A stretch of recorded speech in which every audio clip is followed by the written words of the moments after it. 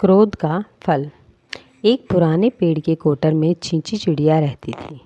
उसी पेड़ की जड़ों में चुनमुन चूहिया का बिल था। चींची और चुनमुन में गहरी दोस्ती थी। अगर कभी चींची के पास कुछ खाने को न होता तो चुनमुन उसे अपने बिल से अनाज के दाने निकाल कर दे देती। कुछ दिन बाद चींची ने 2 अंडे दिए। फिर तो चुनमुन चींची की पूरी देखभाल करने लगी। आखिर चींची को अंडे भी तो सेने थे।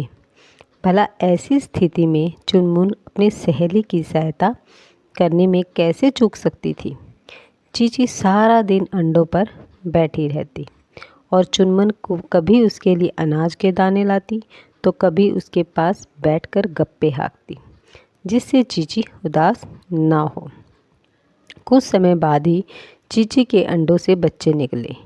खुशी के मारे चुनमुन के पैर जमीन पर न पड़ते थे, मानो बच्चे चींची के न होकर उसी के हों। धीरे धीरे बच्चे बड़े होने लगे।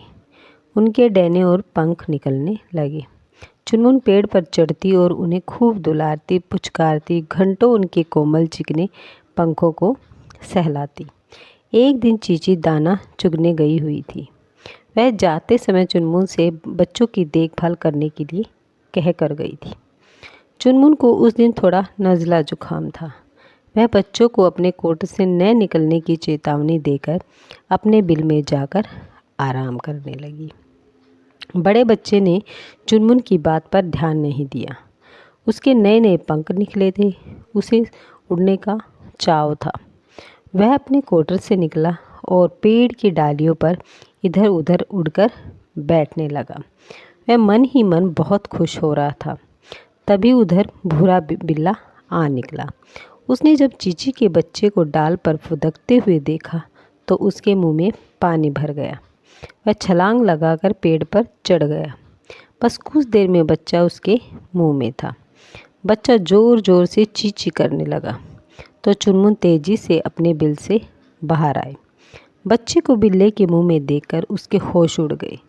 अब वह चींची को क्या जवाब देगी। बड़ी बदनामी होगी।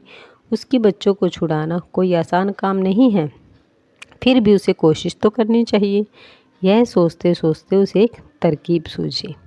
वह बिल्ले को चिढ़ाते हुए बोली, भूरे मामा, इस बच्चे ने तेरा क्या बिगाड़ा है?